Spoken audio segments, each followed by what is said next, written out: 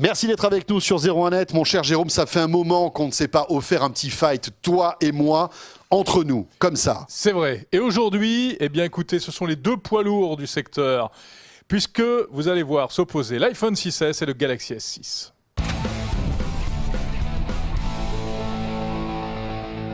Je t'en prie François, tu représentes le Galaxy S6.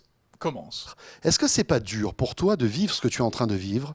Petit à petit, en fait, toute la forteresse iPhone est en train de s'effondrer. Je prendrai que 3 exemples.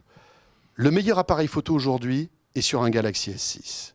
Le meilleur écran est sur un Galaxy S6. D'accord? La meilleure autonomie, qui est quand même, on va dire, l'un des critères de choix les plus importants aujourd'hui quand on achète un smartphone, est sur le Galaxy S6. Que se passe-t-il? Je parle à Tim Cook en te parlant. N'exagérons rien. Où sont passés les rêves de l'iPhone, Jérôme? Ils sont en train de disparaître. Je vais te répondre François, je vais te répondre avec juste quelques chiffres. Le nombre de Galaxy S6 vendus après son lancement, en un mois, 6 millions. iPhone 6S, 6S Plus, 13 millions en 3 jours. Alors je pense que pour un mythe écorné, pour une histoire qui s'achève, pour un fleuron dans la panade... Mais je comprends que Tim Cook, il y a pire. Que Tim Cook, qui est un berger, et énormément de moutons qui le suivent. L'argument du mouton. Je le comprends tout à fait. Dans la facilité. Non, mais tout à fait, c'est parti. Voilà, c'est clair. Vous allez faire sans doute du bon lait, du bon fromage. Mais voilà, je te parle en tant que passionné, en tant que geek, comme tu l'es. Que se passe-t-il aujourd'hui? Tu prends simplement la qualité de l'écran. La qualité de l'écran du Galaxy S6 est, on peut le dire, pratiquement 2 fois supérieure à celle de l'iPhone. Tu sais qu'on parle des pixels par point, en fait, hein, ou plutôt des points par pixel. Voilà. Là, nous sommes à 576 pour le Galaxy S6, l'iPhone 6, 326. Oui. D'accord. Je te laisse exprimer l'appareil photo. Toutes les specs techniques que tu as très certainement préparées. Juste un mot, encore une fois, tu vas voir Bruno Cormier et tu vas discuter avec lui. Le meilleur appareil photo aujourd'hui n'est plus l'iPhone. Et de loin, aujourd'hui, le LG G4 est devant. Aujourd'hui, il y a même des constructeurs chinois qui font mieux qu'Apple.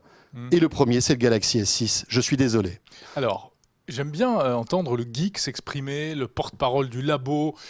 Mais bien sûr, ce sont des données factuelles, Jérôme. Attention, je n'interprète pas du tout ces données. C'est du factuel. Et maintenant, tu prends 2 utilisateurs, un utilisateur de Galaxy S6 et un utilisateur d'iPhone 6S. Est-ce que l'utilisateur d'iPhone a aujourd'hui le sentiment d'avoir quelque chose de moins que son concurrent? Je te pose la question, est-ce que ça t'embête pas Non, je te pose la question, est-ce que ça t'embête pas d'avoir aujourd'hui un appareil photo de 12 mégapixels sur ton smartphone à plus de 700, voire jusqu'à 1000 € qui n'est pas le meilleur du marché? Ça t'embête pas? Tu es pas là en train de te dire zut quand même, alors qu'avant, j'étais au top. Tu ne te poses pas la question, sincèrement. Réponds-moi franchement. Non, mais c'est pas du tout dans ces termes que je me pose la question. Parce que les éléments et les arguments que tu avances sont vraiment des arguments. Effectivement, on peut considérer que ce sont les faits, mais ce sont des chiffres, ce sont des mesures, c'est un discours d'ingénieur. Une photo, c'est pas qu'une mesure. Je te tiendrai une photo, c'est pas qu'une mesure. D'utilisateur. Oui. Et est-ce qu'aujourd'hui, l'utilisateur a le sentiment, en ayant un iPhone entre les mains, que son écran est dégradé par rapport aux autres? Est-ce qu'il est moins beau? Est-ce que l'appareil photo est moins bon? Est-ce que ce n'est pas encore l'un des appareils photo qui fait les meilleures photos, y compris en basse luminosité, y compris avec un piqué, avec 50% de pixels en plus quand même pour ce nouveau modèle. On rappelle que l'appareil frontal est de 12 mégapixels. Certes, c'est en dessous du 16 des Galaxy. Mais c'est terminé ça. On a fini de se battre en comptant le nombre de pixels. Je ne t'ai pas parlé de Tu remarqueras depuis tout à l'heure que je ne te parle pas de pixels. C'est un peu la même chose. On parle de respect des couleurs. En matière de respect des couleurs, on sait que Samsung a quand même eu un passif un petit peu douloureux. Mais là, tu mélanges tout, excuse-moi de te le dire. Non, moi, je te parle d'une chose qui s'appelle l'expérience utilisateur. Non, mais tu confonds la qualité de l'écran. Et c'est vrai que le Super AMOLED de Samsung est un écran qui est, à mon avis, nettement supérieur à celui de l'iPhone, mais qui ne restitue pas, si tu le pousses dans ses derniers retranchements, qui ne restitue pas les couleurs naturellement. Mais il suffit d'après d'aller dans les réglages pour le resituer. On est d'accord? On va jamais dans les réglages quand on utilise un iPhone. Tu as tout à fait raison. Alors on va de plus en plus dans les réglages quand on utilise un iPhone aujourd'hui avec iOS 9, et tu le sais très bien, avec ce 3D Touch, qui apporte une fonctionnalité qui a l'air sympathique, mais qui complexifie l'usage d'un smartphone iOS qui était d'une simplicité incroyable. Pourquoi l'iPhone était aussi séduisant parce que tout le monde comprenait comment il fonctionnait. Et petit à petit, Apple est en train de rattraper en quelque sorte la complexité d'Android que je ne remets pas en cause et je suis d'accord avec toi.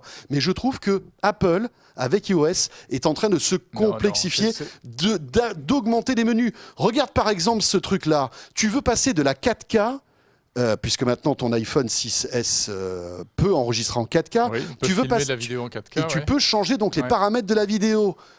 Est-ce que tu as vu ce qu'il faut que tu fasses? Il faut aller dans les réglages. Il faut que tu ailles dans réglages, que tu ailles dans photo ou dans vidéo et que tu changes. Mais c'est un truc de dingue. Mais c'est logique. Mais où est passée l'ergonomie, on va dire, exemplaire et légendaire d'Apple, Jérôme? Alors, j'entends bien, je vois bien là où tu veux en venir. Mais alors, sur le 3D Touch, je voudrais juste te dire que... Et je le regrette. Hein. Le 3D Touch, c'est faux. On pouvait craindre ça avant de l'essayer.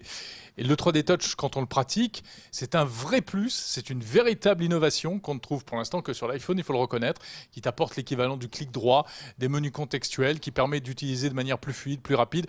Donc le 3D Touch, c'est une réussite. Je pense qu'à l'utilisation, on ne peut pas dire le contraire. Ouais. La photo, ça reste quelque chose, effectivement, de très subjectif. Il y a une notion très subjective.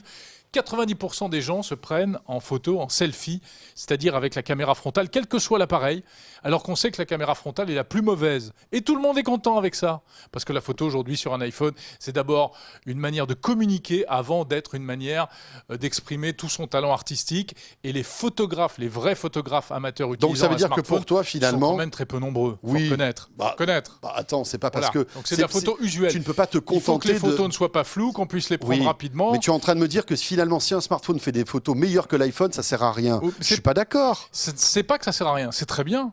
Mais ça n'enlève rien à l'iPhone. Ouais. Il n'y a pas eu aujourd'hui, les chiffres que tu évoques ne plongent pas, ne jettent pas, ne propulsent pas le Galaxy S6 dans un univers, dans une stratosphère tellement loin de l'iPhone. Je suis d'accord avec toi. Zut, qu'est-ce que j'ai perdu. On joue sur quelques détails, oui. Mais malgré tout, c'est quand même assez significatif et révélateur d'une tendance qui est plus globale et qui est assez inquiétante. L'iPhone, et Jérôme, je suis désolé de te le dire, n'est plus le meilleur smartphone du moment. Mais oui, c'est vrai, mais Adrien Branco l'a dit, il a fait des papiers très argumentés pour l'expliquer, et il a raison. Tu dis que j'ai raison, tant mieux, oui, mais ça prouve malgré tout que tu es d'accord avec moi. Du point de vue de l'expert, 90% des utilisateurs d'iPhone ne sont pas des experts mais on est sur photo. 01net TV, les gens qui nous regardent aujourd'hui achètent un smartphone avant tout aussi parce qu'il a une qualité d'image, il a une qualité d'écran. L'iPhone a toujours une qualité d'image. Rien n'a changé à ce niveau-là. On va conclure. Écoute, tu sais quoi, lors d'une corrida, il y a toujours la mise à mort. Et la mise à mort, là maintenant, elle est pour toi. La mise à mort. Je te rassure, il n'y aura pas de sang. Je veux simplement te parler de l'autonomie. Et alors, qu'est-ce que tu vas me sortir pour l'autonomie? Tu vas me dire, oui, mais l'utilisateur lambda, il s'en fout d'avoir 3 heures d'autonomie supplémentaire. Non, on pourrait faire mieux en autonomie et Apple est en retard sur ce niveau-là, c'est vrai.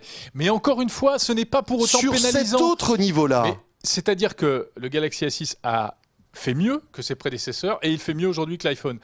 Mais l'iPhone ne fait pas moins bien qu'avant et on vit avec. Et de toute manière, ça ne t'empêchera pas d'utiliser pour les quelques heures que tu vas gratter. Tu seras de toute manière obligé, comme les copains, tu peux pas sortir de cet argument. Mais si, non, 3 heures d'autonomie dans une journée, c'est énorme. Quand ton iPhone va rendre l'âme à 20h, moi je vais aller jusqu'à 23h. Ça veut dire qu'à 20h, il faut que tu ailles au lit, mon pote. Voilà, c'est ça le problème. À 20h, je suis déjà devant une prise de courant, je te rassure. Eh bien voilà, moi, il faudra que j'attende 23h. Voilà. Alors bien sûr, je suis d'accord avec toi. D'une manière globale, iOS est beaucoup plus convivial que le Galaxy S6. Ah, mais je ne dis pas, même pas ça, parce que... Non, mais moi je pense parce que Android a fait énormément d'efforts, et Android est en train de plus en plus de rejoindre iOS en termes de convivialité, d'efficacité. Alors je suis d'accord. C'est étonnant d'ailleurs. Voilà. Mais je me dis, je pense qu'aujourd'hui, Apple a vraiment du souci à se faire, et je pense que au fond de toi, penses la même chose que moi, car il faut que l'iPhone 7 rattrape tout le retard qu'il a par rapport aux nouveaux modèles qui vont arriver. Il le rattrapera, bien entendu. Espérons-le, ce n'est pas sûr. Et de deux, c'est un retard de papier. Ce n'est qu'un retard virtuel. Les éléments techniques que tu m'avances, encore une fois, ne perturbent en aucune manière l'expérience utilisateur sur un iPhone. Et puisqu'on parle à des gens qui peut-être se posent la question de savoir lequel ils vont acheter, il faut dire que la différence est tellement minime. Et puis, il ne faut pas oublier... Malgré tout, les choses et les raisons pour lesquelles on achète aujourd'hui encore un iPhone. On achète un iPhone aujourd'hui pour la qualité d'iOS, pour la qualité on peut le signaler du service après-vente et du support technique d'Apple qui est inégalé et inégalable, enfin inégalé en tout cas à ce jour. J'ai pas l'impression que le service après-vente de Samsung soit mauvais, hein, entre nous. J'ai jamais lu et j'ai jamais eu de cas de service après-vente chez Samsung qui soit mauvais. Mais on sait que les expériences, les retours d'expérience j'ai pas eu d'écho, mais peut-être que tu en as eu plus que moi. Les supports d'Apple sont quand même en général très bons. Il n'y a pas de problème. Un téléphone qui est à ce prix-là, c'est la moindre des choses oui, quand même. C'est vrai, tu as raison. Effectivement, c'est l'une des choses qu'on paye. Pourquoi on paye un iPhone très cher? Pour la qualité du support, je pense. Et aussi pour ce côté affectif qui n'a rien à voir avec les arguments de geek que tu m'as exprimés, qui sont liés au design et qui sont liés au fait que c'est un téléphone emblématique et qu'il le reste aujourd'hui encore. Jérôme, les iPhones coûtent si cher parce que Apple gagne énormément d'argent sur ces iPhones. Tu le sais, ils ont au moins 30% de marge. Oui, on ne va pas leur ça s'appelle du commerce. On ne va pas leur reprocher. Je ne pense pas qu'on puisse leur reprocher, en effet. On peut peut-être seulement leur reprocher. C'est pas une organisation charismatique. On peut peut-être simplement leur reprocher aussi parfois de prendre certains clients, non pas pour des imbéciles, mais pas loin. Surtout quand on voit qu'on a un téléphone à 750 € avec seulement 16 gigas de mémoire. Et ça, là, franchement, tu ouvres un dossier qu'on a déjà évoqué sur Zéro Net TV. Bien sûr. Et à ça, on répond oui, mais il y a le cloud, etc. Mais bon, tu n'as pas tout à fait tort. Quand tu es dans ta campagne en Edge, le cloud, il va te servir beaucoup. Puisque tu parles de mémoire, où est le slot SD sur le Galaxy S6 qu'avaient ses petits frères? C'est fini, les slots SD. L'étanchéité qui était une particularité intéressante sur les smartphones de Samsung. Mais c'est fini tout ça. Ça, c'était vraiment bien. Ça, c'était un vrai plus. Oui, mais il y avait un problème. Pourquoi ils ont tout abandonné? Il y avait un problème de design. Aujourd'hui, sincèrement, tu prends un Galaxy S6. D'ailleurs, j'aime beaucoup le design du Galaxy S6. Il est superbe. Le Galaxy S6 Edge. T'as vu comme il ressemble à sans doute le plus beau du téléphone. Tu as vu comme il ressemble à celui de l'iPhone? Oui, mais il y a énormément de téléphones qui ressemblent à l'iPhone, bien sûr. C'est un copier-coller. Oui, mais le Galaxy S6, c'est vraiment un copier-coller de l'iPhone 6. Voilà, c'est compliqué, mais bon, après, vous apprécierez les arguments de Jérôme et de moi-même concernant ce fight.